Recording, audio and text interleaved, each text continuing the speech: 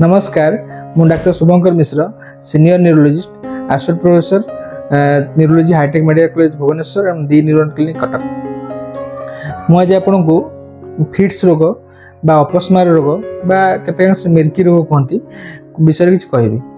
तो अपस्मार बा फिट्स रोग एटा अत्यंत साधारण रोग। रेगुलारली आम आम ओपीडी रे बहुत जगह अपस्मार रोगी को देखी था। यह आप जीवन जेको समय हो पार बट मोस्टली पिला बेले हुए कि वयस्क लोक होता है। तो कि दुखर कथा अपस्मार रोग एत साधारण रोग हो इवन कि एडवांस कंट्री गुड़ाक तथा आम इवन कि यही समय आम एत एडवांस है भी साइंस बहुत एडवांस है भी बहुत लोक इवन कि एजुकेटेड लोक अपस्मार को फिट्स रोग को गोटे भौतिक कार्यकलाप बा कौन एक गुणी तंत्र यह विषय भावना किंतु यह एक साधारण रोग एवं यह एक रेगुलर देखा होता रोग यही रोग भल हबार चांस बहुत भल अच्छे। ठीक से ट्रिटमेंट करा जाए यह भल हबार चांस बहुत बेसी। आपन जानिबे केमती अपस्मार होउछि बा फिट्स मारुछि।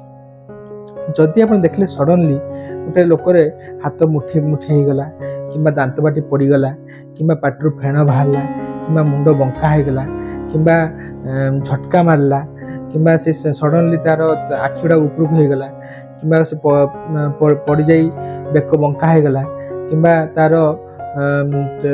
गोड़ हाथ टाइट हो गला युवा खाली अपस्मार कि सडनली जेकोसी कारण पड़ी तार चेता पलैला यू आम अपस्मार विषय अच्छी बोली भाई। डॉक्टर को देखला विभिन्न टेस्ट अच्छी विभिन्न हिस्ट्री जो न्यूरोलॉजिस्ट देखला से हिस्ट्री ने टेस्ट करेंगे स्कानिंग करेंगे एटसेट्रा कलापर आम डायग्नोसिस करूँ कौ प्रकार फिट्स अच्छी से अनुसार ट्रिटमेंट करूँ। तो अपस्मार विषय अवेयरनेस क्रिएट करना निहात दरकार और समस्ते फिट्स भी जाना दरकार कहीं केतबेले क्या फिट्स मारे आप निश्चय ताकू ट्रिटमेंट कले से आउटकम बहुत भल हम। आजिकल समस्त हाथ स्मार्टफोन रोचे तेणु जदि भी केवल देखुं आप क्या फिट्स मारुच्ची तो भिडियोटा रेकर्डिंग करता निश्चय न्यूरोलॉजिस्ट देखेबे जहाँफल से कौन हो फिट्स कि नुहे कौ प्रकार फिट्स केमती ट्रिटमेंट हम तार आउटकम भल हो पार से पेसेंट बची जाए कहीं अपस्मार एक बहुत सीवियर डिजीज ये डेथ होगा चांस बहुत बेसी थाए